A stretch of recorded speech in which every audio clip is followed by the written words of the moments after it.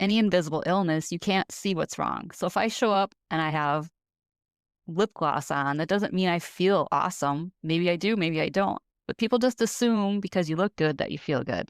And I think that goes across so many areas of our life, no matter what we're dealing with. Before we dive in, let me tell you about the book that started a podcasting revolution, Make Every Podcast Want You. It is not just a bestseller, it is a 2-time gold medalist, baby. This book is your ultimate guide to landing dream podcast interviews, building authority authentically, and making your voice the one they remember. If you've got a message and a mission, this is your mic drop moment. Grab your copy today in the link below and step into the spotlight that you were born for.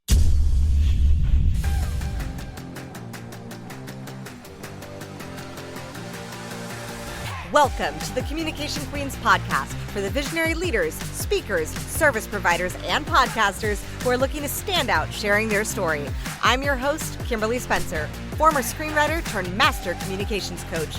On this podcast, I'll be coaching you on how to share your own transformation story so that you increase your visibility, influence, and income on podcast interviews. Let's get your voice heard.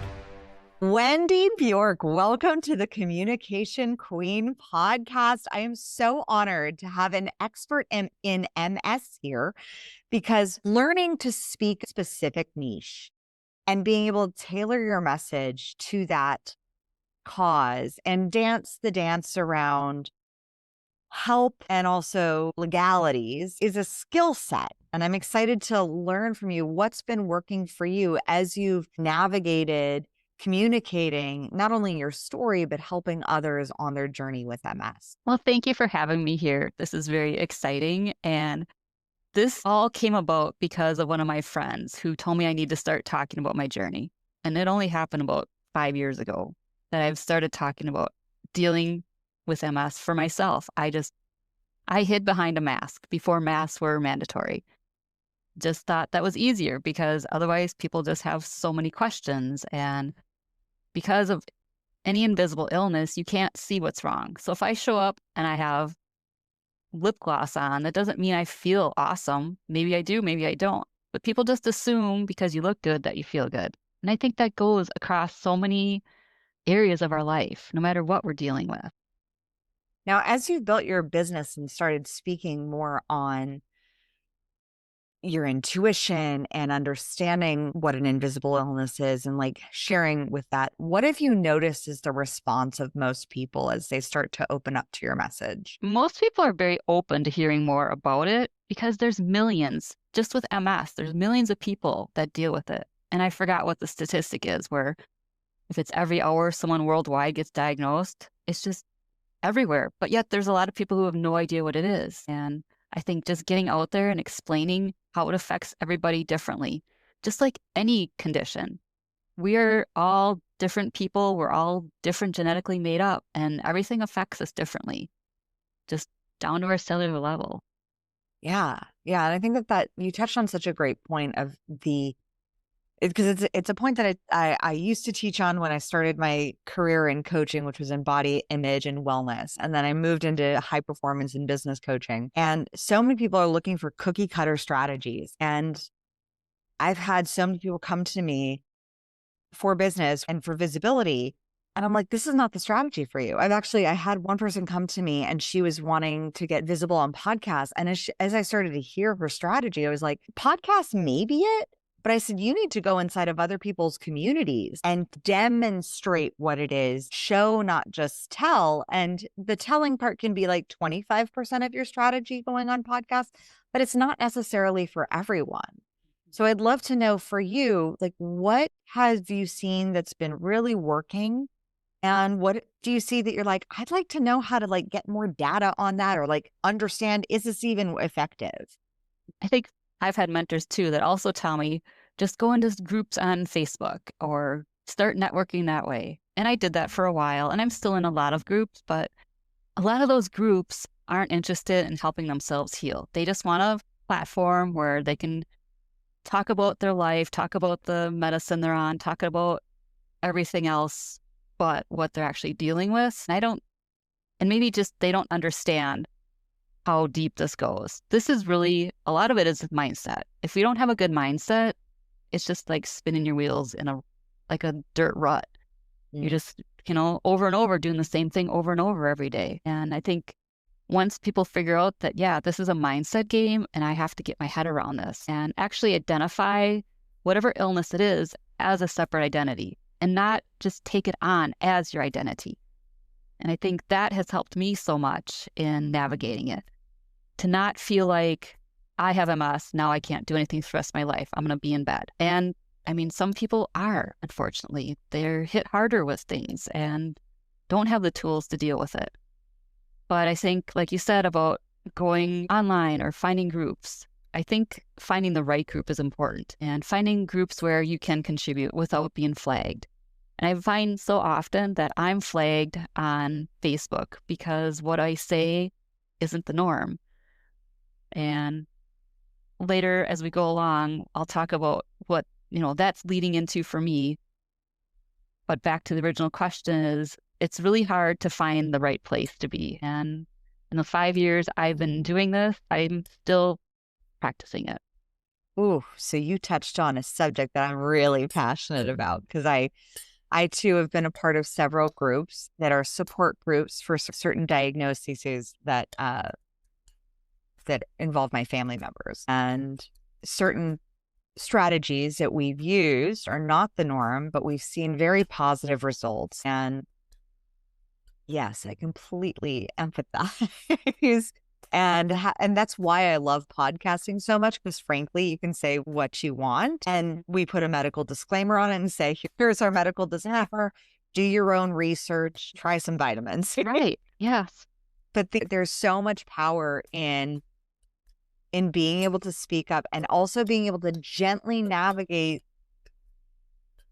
an industry that is very rooted in profit. So when you say you were flagged for certain things, I'd love just, full medical disclaimer, we're not doctors here, but I'd love to know what were the things that you were flagged for that you would love to speak up more about. It was inside my own articles, and I would get a message, this is not appropriate for this community. And this was on just my main Facebook page. And I didn't really think I did anything wrong. Apparently, whoever saw my title or something, I mean, one of them was titled like Saints, MS, and Medicines or something along those lines, because MS has been around since like the Middle Ages and nothing's really being done about getting to the root of it. They're just expanding how they cover up symptoms, I feel like.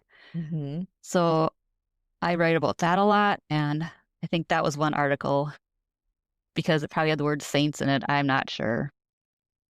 Yeah, it's so interesting with medical language and being able to walk that line of communication of like, I even have in the appendix of my book, I was like, here's the list of words not to use. Like, don't use diagnosed. Don't use, like, you can't use cured. You may say heal, but really leveraging it of like, here's my own transformational journey. Here's what I've done. This is just my own personal experience. Everyone has their own. I'm just sharing my own story.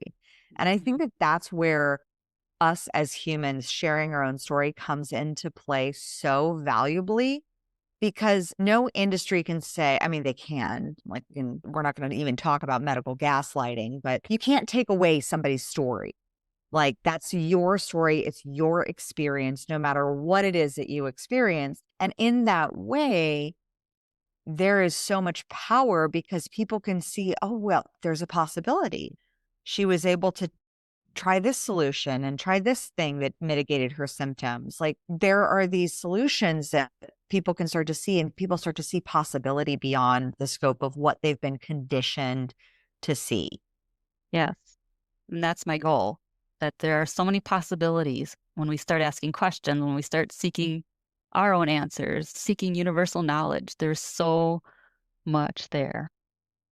I think it's just shaking the frame on belief systems. And that's what I would say is like in your messaging, how often are you just like shaking the frame of possibility?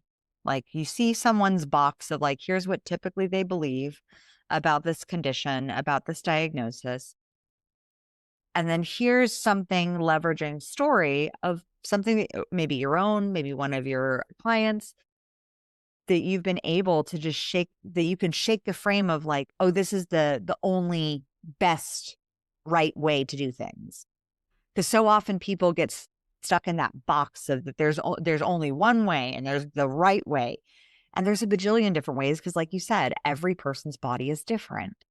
So how do you like to shake the frame, or are you doing that? Like, as I say that, do you feel like you're doing that enough in your messaging? Probably not doing it enough. Probably once a month, I've been trying to do, I call it my mini rant, where I'll take something that somebody's told me, like, I'm going to die anyway, so I might as well just eat and drink what I want. So I wrote an article about why you can't, I called it the YOLO lifestyle and why you can't live like that. Even if you say you want to, you're going to die a painful death. And my picture was this giant, like purple hippopotamus sitting with a plate of donuts on his back I love it. and a bottle, like a row of pills next to it. Nice. Talk about a visual that lands. Do you find that your audience is more readers? Because you do a lot of writing articles and writing blogs. And do you find that they mostly are readers or are they listeners? They're probably a mixture of both. And I feel like even with my podcast, I'll do a written summary that just hits all the highlights in case they don't want to listen to the whole thing. Some people don't like listening to podcasts for whatever reason. They'd rather just scroll through it on their phone. Or I think everybody's, brain works differently, learns differently. And I like having, so if I have like a workshop, I call it my workshop, where I'll buy an audiobook and then I'll buy the paperback and then I'll just do a mini workshop for myself if it's something I really want to integrate in my life. And that really works good for me. And I know there's a lot of people that are visual learners, so that's why I like to put the written word out there. Yeah. Yeah. I think that that's such a poignant piece of communication, is understanding how your audience likes to consume media. Like, I had one client come to me and she was hosting all of these summits as her visibility strategy and like as her lead generation strategy. And I said, how many summits do you actually like to go to?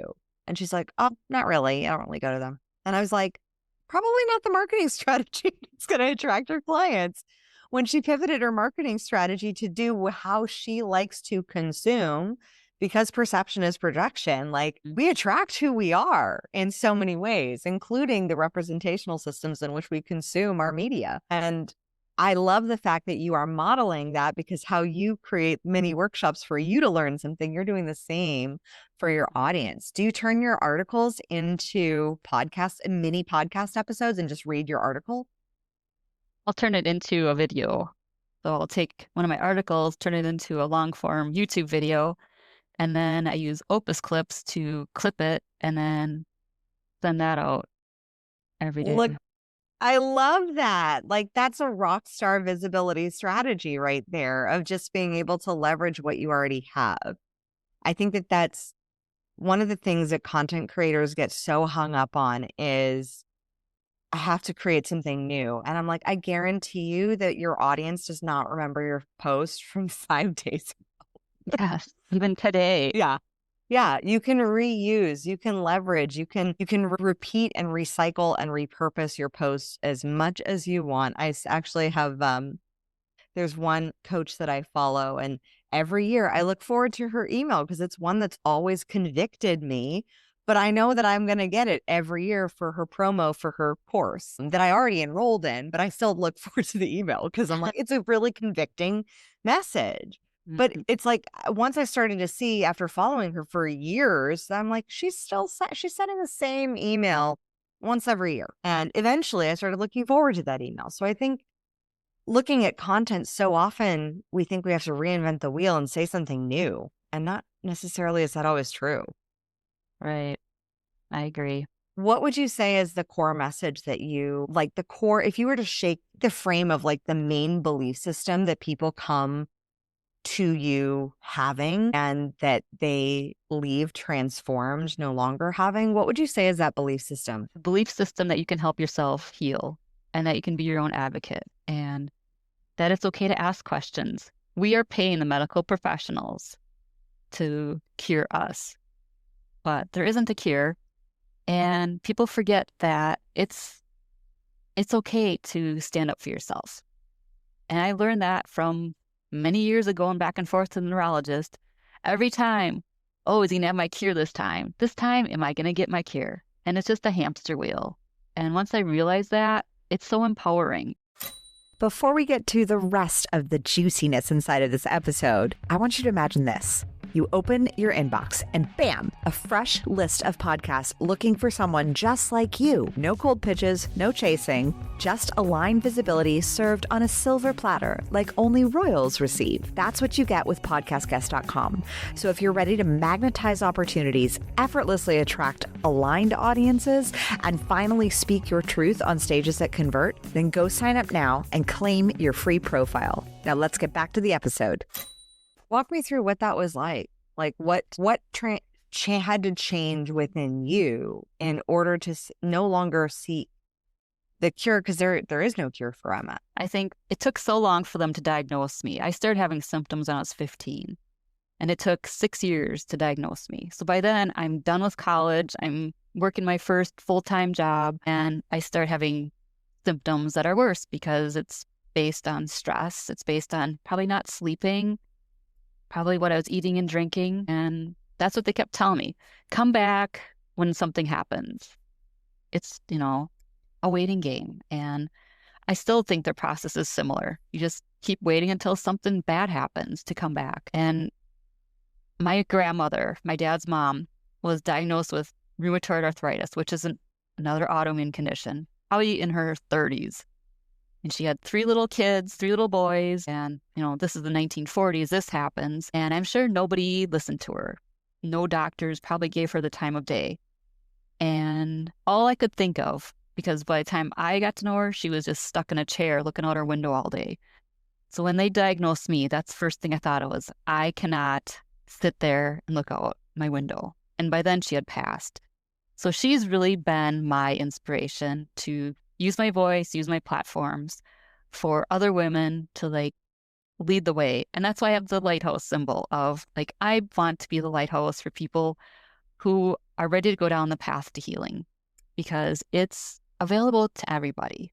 It's just making up your mind, making that decision that you're going to take charge. And I think that's really my basis, and want everybody to know that it's possible no matter what you're dealing with. Do you still experience symptoms since going on your journey? Mm-hmm. I have a lot of permanent damage because I had a lot of relapses, probably within the last 15 years. And I was probably 20 years into it, and my doctor said, go get fitted for a walker and then next a wheelchair, because that's where you're heading. And I have 2 little boys. I can't be in a flipping wheelchair. I have 2 little kids to raise. And that's really what started to wake up, what was going on and what needed to be done. Oof, those medical wake-up calls. Sometimes I'm so grateful for doctors for when they give us those, because I've worked with many clients. I had a client of mine who was on the Crown Yourself podcast or other podcasts, and she too, at the age of 36, was told by a doctor, be prepared for a wheelchair. So she went into a skydiving space to she's like, well, what's the worst that could happen? And she started finding out about other solutions and other possibilities. And that was how she stumbled upon the work of Dr. John Sarno for healing back pain, because that was what she was struggling with. There are so many of those catalysts within us where something that wakes that intuition up, where it's no, I have children to raise, or no, that doesn't make sense to me. For me, that was very much when the OBGYN that I was interviewing to be my doctor for my first child, from when I got pregnant, told me I could have 2 Diet Cokes a day while pregnant. And I was like, what? I'm sorry. What? I don't even drink Diet Coke ever. or soda. But I was asking about caffeine. My intuition was just this is not the route for me. I'm going to go a different route. And so when you started on that journey of going a different route because of that catalyst, and also because of your children, so way to go, mama. What was the first shift that you realized needed to be made internally or externally? How it happened was, by the time they were my kids are 2 years apart, and they love the library. So they were probably 4 and 6 maybe-ish, and we'd go to the library. And while they played and read, pretend to read, whatever, I would go look for books on inflammation because that's the word that I kept like hearing was inflammation. And that's what we have to do is change the level of inflammation in my body. And I actually just checked out books on how to reduce it. And it talked about chemicals, it talked about things that are in our home, like laundry soap, and it totally makes sense. We wash our clothes in this stuff. It sits on our skin. Our body has no idea what to do with like the molecules that we're absorbing. So that's where I started was actually my laundry room and just found a clean laundry soap and started from that corner and just kept working out in the house. The food and everything else, that was like last.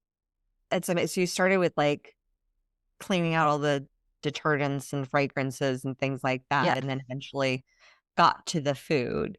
I'm curious, what laundry soap do you use? It's from Melaleuca, so they have, their Yeah. whole line of cleaning stuff and just getting rid of synthetics because they cause so much harm. And when I realized the stuff I was using when my kids were little, like the bath soaps and lotions, I was just like horrified. Yeah. Stuff that Target, so it must be fine, right? Yeah. Yeah. And I think that there is a big hump in any holistic health journey. And I know I've definitely been on my kick of just like the navigating the emotions that come with it of like, wow, I've been duped for so long to believe that Mhm. just because it's in a grocery store that it's safe. Yeah.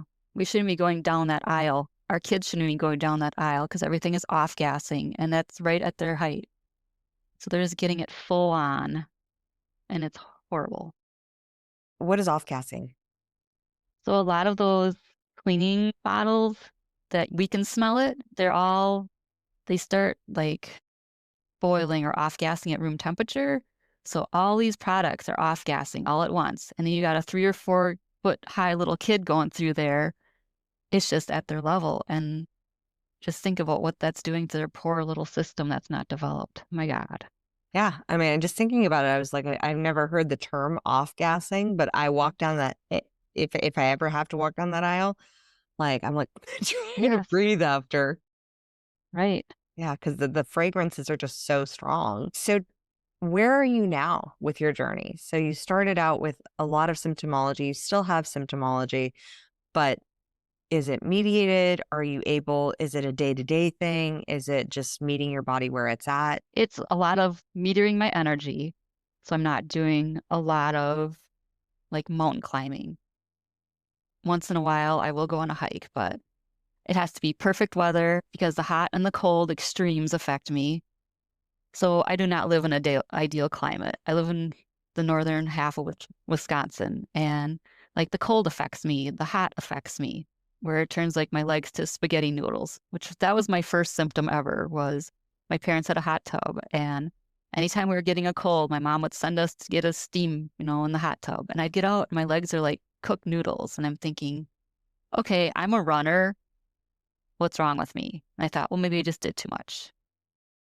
So I think it just goes back to keeping a journal of all your symptoms. And I did not do that at first, but that's what really helps a lot of people. Keeping a Mhm. journal so you can tell, is this my illness? Is this I did too much yesterday? Is it I'm pregnant? Is it I'm exhausted because I have little kids? And trying to discern all of that. And that's a big job, I know. That's why it's great to write it down, just do brain dumps. And for me, if I'm tired, I can't think. And sometimes I can't speak real great, mix up my words. And I've had vision problems. And it's just like head to toe. And if I know, dwell on it, then it just makes it worse. But it's just navigating it. It's been 3 decades for me since I first started seeing things. And I think just realizing that this is a journey, it's not going away. And there's days where it's better than some, there's days that it's worse. And just accepting it. It's a lot of acceptance, a lot of navigating it, a lot of just allowing. I think, I mean, just in general, that's such a valuable tool of leveraging data. And because I always say feelings will fluctuate, but data doesn't lie. And so when you start to just track your data of like how you're feeling, I started to do that when I was healing myself from bulimia.